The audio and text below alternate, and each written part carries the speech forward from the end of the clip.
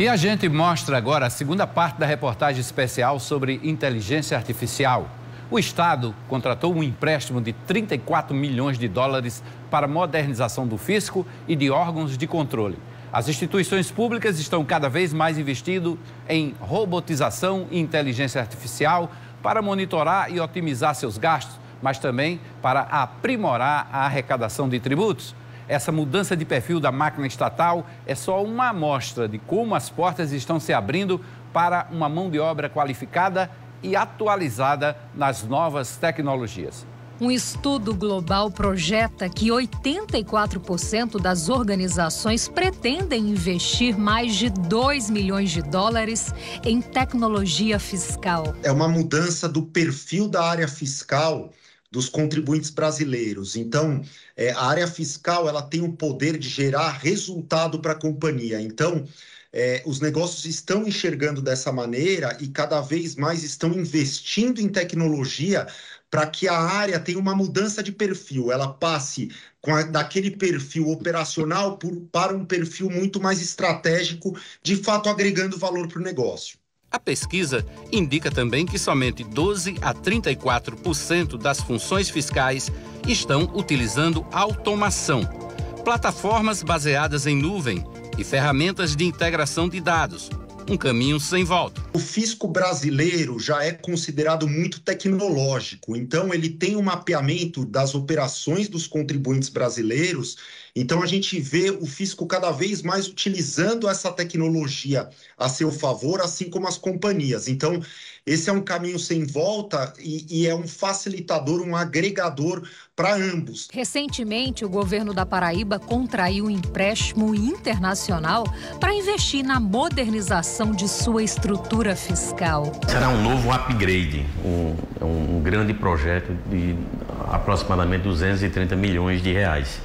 Está sendo, sim, aplicada a modernização, sim, de todas essas secretarias, em especial aqui da Secretaria da Fazenda, desenvolvendo novos sistemas de acompanhamento e monitoramento, de seleção, para prestar um melhor serviço para a sociedade. Nós sabemos que as novas tecnologias chegam a cada dia e que você tem que, dentro da estrutura pública que presta serviço diretamente à comunidade, se preparar e se organizar. Mas também e principalmente dotar a Secretaria da Fazenda, a Secretaria de Planejamento, a Controladoria, a Procuradoria de condições de exercer essa atividade de fiscalização, de acompanhamento. A inteligência artificial também vem sendo usada pelas instituições públicas para identificar e estancar a sonegação de impostos. Então, até a máquina pública, ela lida com documentos fiscais que estão sujeitos a erro, para menor ou para maior.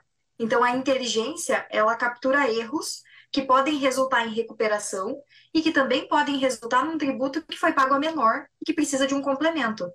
Mas, no geral, as empresas, na dúvida, elas acabam pagando mais. Então, é por isso que, normalmente, a recuperação ela é maior do que o pagamento que precisa ser realizado de forma complementar. Estima-se que daqui a, no máximo, 7 anos, as pessoas vão utilizar a inteligência artificial em algum nível. O mundo todo, ter essa ferramenta como auxílio, vamos dizer, vai permitir que haja melhores desenvolvimentos de soluções, de projetos, de trabalhos, mas sempre baseado no sentimento ainda humano. Na academia, os alunos sonham em subir degraus mais altos. Ainda no segundo período da graduação, Léo Jaime projeta seguir carreira na Europa. É um dos meus objetivos assim que eu entrei aqui. Conseguir criar um projeto, alguma coisa que cause um impacto global e que me faça ser reconhecido na área. É um projeto de visão computacional. A gente está mexendo com uma base de dados de ressonâncias magnéticas de cérebros. E o dataset ele é dividido em 2, com tumores e sem tumores.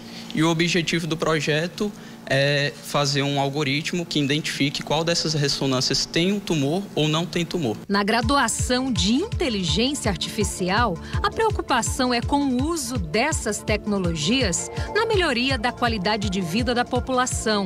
Entre os desafios dos pesquisadores, aprimorar a eficiência energética, otimizar os processos industriais ou mesmo desenvolver assistentes virtuais que ajudem pessoas com deficiência. Oi, TV Correio, tudo bem? Desde a década de 50, quando o cientista britânico Alan Turing fez o primeiro experimento avaliando a capacidade de um computador em substituir a inteligência humana, que o temor sobre o futuro do trabalho traz inquietações. Eu preparar essa geração dentro desse contexto de cultura digital, eu estou criando possibilidades de empregabilidade futura. Esses programadores, as pessoas que trabalham com tecnologia, elas têm que ter medo da inteligência artificial, assim como o matemático tem medo da calculadora. Uma batalha perdida se você tentar lutar contra isso, né? Realmente a gente tem que abraçar esse tipo de tecnologia e tentar aproveitar o melhor dela. Médico psicanalista que faz sucesso como escritor e palestrante, Roberto Chiniachik observa que a tecnologia não pode ser encarada como uma rival do ser humano. Tudo que o robô puder fazer, que o ser humano se meter a fazer, o ser humano vai perder. Mas o robô não vai conseguir nunca ter um gesto de afeto. Então, por exemplo, o professor não foi feito para ficar corrigindo prova. O robô vai fazer melhor. Mas aquele garoto que chega inseguro, machucado, o pai espancou, o abraço de um professor, o olhar de um professor humanizado, com afeto, com carinho, o robô nunca vai conseguir. Em busca de alinhar pesquisas científicas com demandas do mercado de trabalho, o curso da UFPB mantém parcerias com empresas e instituições. Essa interface com o mercado, ela ajuda a gente a entender melhor quais são as necessidades, quais são as demandas para formar e deixar nosso aluno mais pronto possível para atender às necessidades que a sociedade tem. Uma pesquisa de uma consultoria internacional aponta que quase 1/3 das profissões vão mudar até 2027. Entre as principais profissões do futuro estão as de especialistas em inteligência artificial, em sustentabilidade e em inteligência de negócios. Devem desaparecer profissões como caixa de banco, funcionários dos Correios e vendedores de porta em porta. Quem conhecer IA, quem dominar um pouquinho o mundo, talvez consiga usar a IA a seu favor, né? Então, quem não conhecer, possivelmente vai ter um pouquinho mais de dificuldade nas profissões do futuro. Para mais de 40% desses novos profissionais que o mercado disputa, as habilidades têm de ser alteradas nos próximos 5 anos. E a popularidade da inteligência artificial é proporcional aos investimentos em internet mais rápida. Essa confiabilidade, essa velocidade da transmissão e essa, vamos dizer, essa baixa latência, que é a velocidade com que esse dado chega ao destino final, isso permite essa criação dessa base de dados de forma muito mais consistente e mais confiável, fazendo com que o sistema de inteligência artificial tome melhores decisões. A chegada do 5G vai potencializar o uso da inteligência artificial e impactar na vida das comunidades. Ela permite, por exemplo, o monitoramento em tempo real da mobilidade urbana. Cidades inteligentes vão depender desses novos conceitos de tecnologia e, por isso, são campos abertos para novos mercados de trabalho. Se eu tenho a geração de muitos dados, que eu tenho muitas câmeras, sensores, os ônibus com GPS, carro. Então, eu começo a gerar dados e eu começo a monitorar isso com o auxílio da IA para ela indicar, por exemplo, as melhores rotas, se aquela solução de política pública de mobilidade está boa ou está ruim. Em saúde, a gente pode antecipar através de predição, usando análise de dados de inteligência artificial, onde vai surgir um surto de doença, porque você tem o georreferenciamento, você tem os prontuários eletrônicos. Na educação, para você identificar padrões de evasão escolar, de ineficiência de performance e proficiência de português e matemática, na segurança, no reconhecimento facial, ou um IA pode ajudar na segurança para indicar, ele junta vários dados, analisa e diz assim, tal rua em tal bairro tem uma propensão de ter mais crime. E isso tudo, a IA pode sim ajudar, né, na eficiência, na melhoria da eficiência da gestão pública. São as mais diversas áreas de atuação.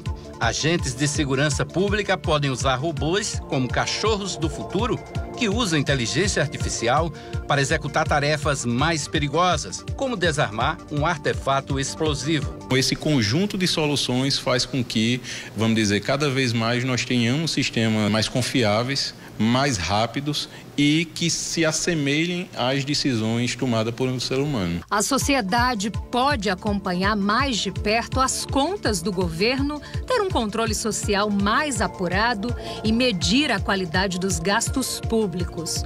Os algoritmos podem fazer tudo isso e muito mais. Inteligência artificial pode ser usada para identificar sinais de fraudes em documentos fiscais, como faturas, declarações inconsistentes ou práticas de contabilidade criativa. E o monitoramento é em tempo real.